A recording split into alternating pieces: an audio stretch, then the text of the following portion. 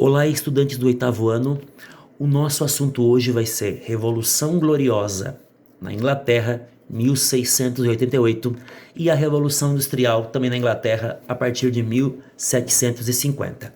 Houve uma disputa na Inglaterra, ali no século 17, entre o parlamento, liderado pelo Guilherme Orange, e o rei Jaime, que exercia o poder absolutista na Inglaterra. Nós temos que lembrar que o rei Jaime ele era católico e ele começou a beneficiar os católicos no poder. Só que a igreja anglicana protestante já tinha se instalado ali. E o Guilherme, representando a força do parlamento, começou a ficar insatisfeito, organizou um ataque contra o rei Jaime católico. Eles derrubaram o rei Jaime II do poder e assim o Guilherme foi coroado rei. E com isso restabeleceu a força, o domínio protestante da igreja anglicana no poder inglês. E aí acabou, pessoal, acabando com um poder absolutista na Europa, onde o rei exercia o poder absoluto.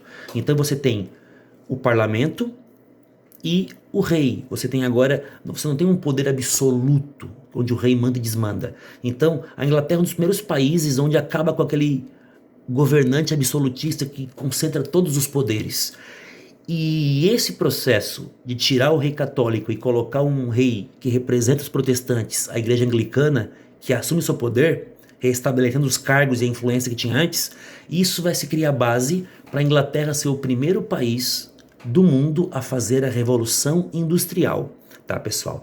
A Inglaterra será o primeiro país a construir as primeiras fábricas, onde as pessoas deixam de fazer o trabalho manual e passam a trabalhar em fábricas onde tem as máquinas que fazem a produção em larga escala. Antes eles trabalhavam muito na produção manual. As pessoas tinham ali alguns materiais, faziam em casa. Precisa de 30 sapatos. Eles produziam 30 sapatos e vendiam. Agora você tem uma fábrica que contrata pessoas em troca de um salário, onde se produz em grande escala, né, a produção de muitas coisas para se vender. Então, o que se construía muitas vezes num dia, agora eles produzem em uma hora, em 30 minutos. Então a produção agora é muito mais rápida. Você tem a burguesia, o patrão, o dono, que era uma minoria, que contratava o proletário. O proletário era a classe trabalhadora, eram os trabalhadores que agora tinham hora para entrar, hora para sair do trabalho, é o bater cartão, né, aquela ideia do cartão, e recebia um salário. E as condições dos trabalhadores eram terríveis, né? Péssima higiene, eram 2 cômodos onde viviam 5, 6 pessoas, não tinha nenhum direito trabalhista, crianças a partir dos 6 anos trabalhavam, não tinha licença maternidade, as pessoas trabalhavam 16 horas por dia, de segunda a segunda, sem direito nenhum. Então você tinha uma Inglaterra crescendo, né? Vale lembrar, a máquina de fiar, o tear mecânico, a máquina a vapor, que são as grandes novidades na primeira revolução industrial na Inglaterra, que vai trazer muito crescimento tecnológico, muita expansão econômica na Inglaterra, mas a vida do povo está numa constante miséria.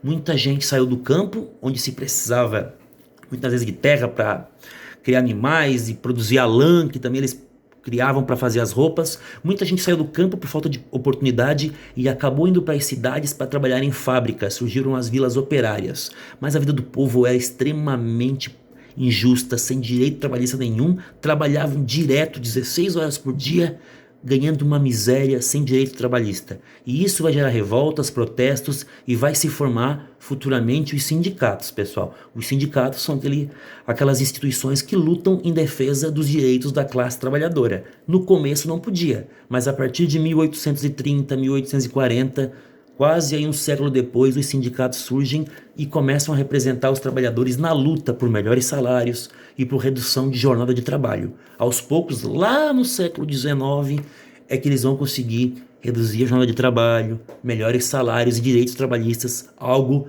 que não existia no período da Revolução Industrial.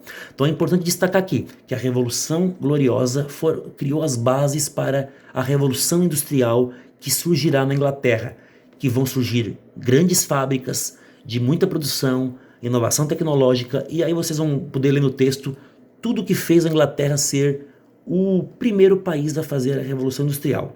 Num período também que está surgindo o Iluminismo, que critica o poder gigantesco do rei da Igreja Católica em boa parte da Europa.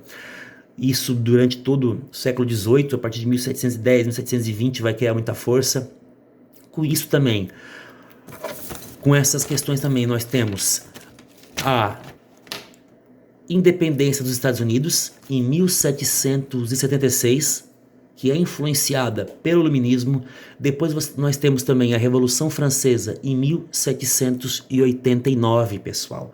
Muitos acontecimentos que estão mudando a Europa nesse período. Então vale destacar, Revolução Gloriosa, que cria a Revolução Industrial, no mesmo século que tem o Iluminismo, que está pregando novas maneiras de organizar a sociedade. O Iluminismo vai influenciar o primeiro país da América a conseguir a independência, que é os Estados Unidos, a partir de 1776, e que também vai influenciar o Iluminismo e a independência dos Estados Unidos, a Revolução Francesa, que tira o rei do poder, que já dominava há muitos séculos, e coloca a burguesia, os comerciantes, no poder. E 10 anos depois, em 1799, vem o Napoleão Bonaparte, que fica até 1815 mandando na França.